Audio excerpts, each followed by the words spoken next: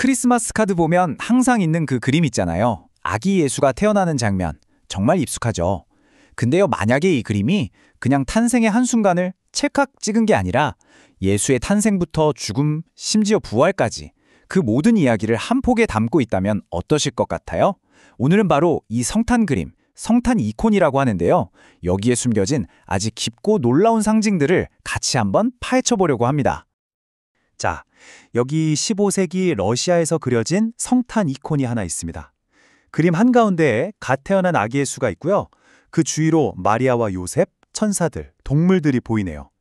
딱 보면 우리가 늘 생각하는 그 평화로운 탄생의 순간, 바로 그 자체인 것 같죠? 그런데 말이죠. 이 그림이 정말 단순히 그 순간을 기록한 걸까요?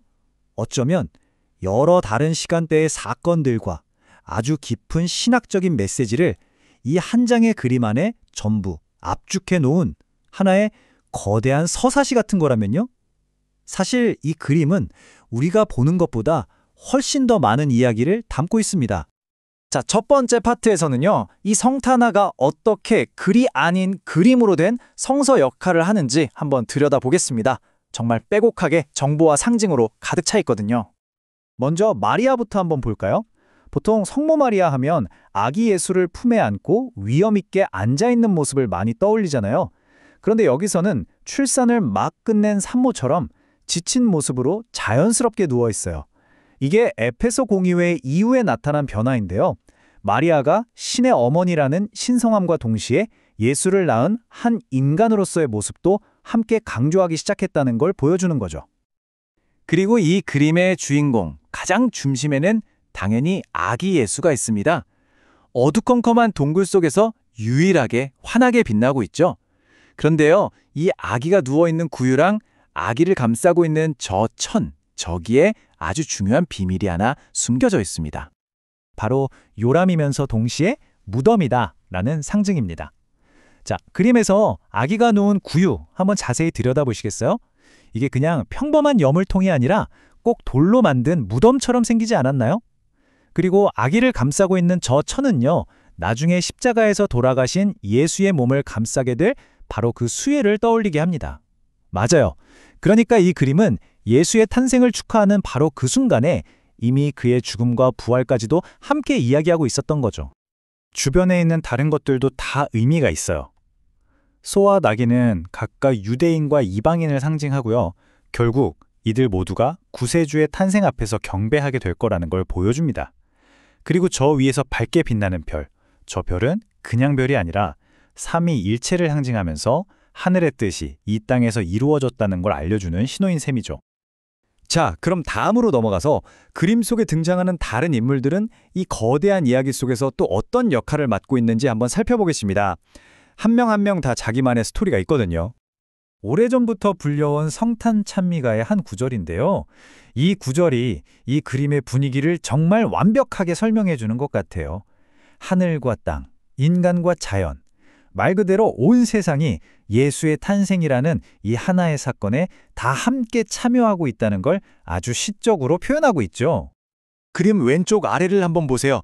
요셉이 아주 곤회에 찬 표정으로 앉아있죠. 근데 그 옆에서 무언가 속삭이고 있는 노인이 보입니다. 저 노인이 바로 악마예요. 지금 저 아기가 정말 신의 아들이라고 믿을 수 있어? 하면서 요셉의 마음에 의심을 불어넣고 있는 겁니다.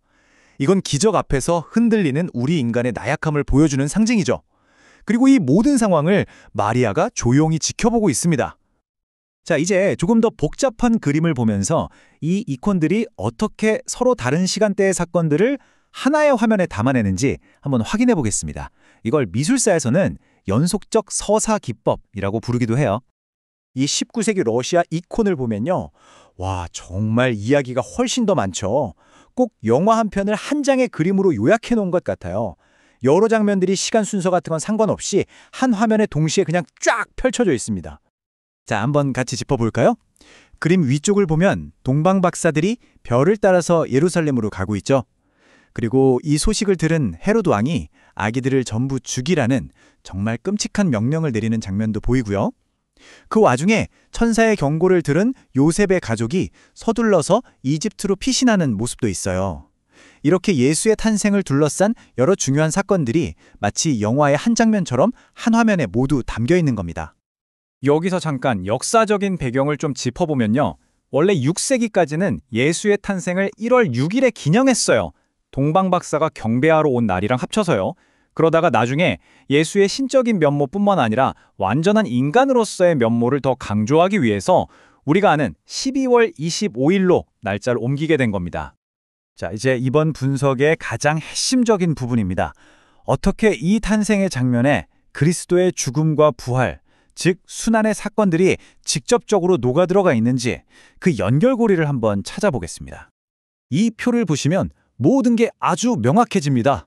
아기가 태어난 저 어두운 동굴은요, 나중에 그리스도가 묻히게 될 무덤, 그리고 그가 정복해야 할 지옥을 상징합니다. 아기를 감싼 포대기는 시신을 감싸는 수위를 미리 보여주는 거고요. 심지어 탄생을 경배하러 온 동방박사들은 부활절 아침에 빈 무덤을 찾아왔던 여인들과 신학적으로 연결이 됩니다. 그러니까 동굴은 그냥 아기가 태어난 장소 그 이상인 거죠.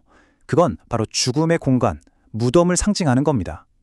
하지만 동시에 이 그림은 그 죽음을 결국 이겨내고 부활할 거라는 희망의 메시지까지도 담고 있는 거예요. 그리고 마리아에게도 아주 중요한 상징이 하나 더 있어요. 바로 불타는 떨기나무라는 건데요.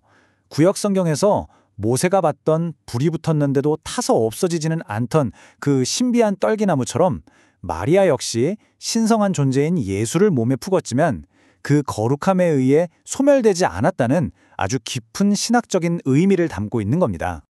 자, 이제 우리가 지금까지 해독한 이 모든 상징들을 한 번에 모아서 이 성탄 그림이 궁극적으로 우리에게 전하려는 그 강력한 메시지가 과연 무엇인지 정리해 보겠습니다. 이게 정말 중요한 포인트인데요. 이 그림들은 과거에 있었던 일을 그냥 재현해 놓은 사파가 아니라는 겁니다.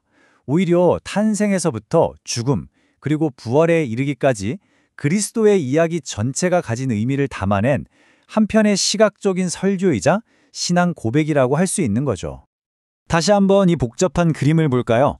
이제는 이 그림이 처음 봤을 때랑은 완전히 다르게 보일 겁니다.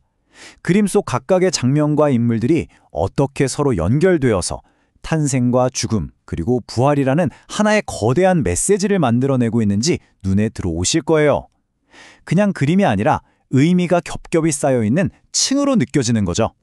이처럼 우리가 잘 안다고 생각했던 이미지 하나에도 사실은 이렇게나 깊고 놀라운 이야기가 숨겨져 있을 수 있습니다.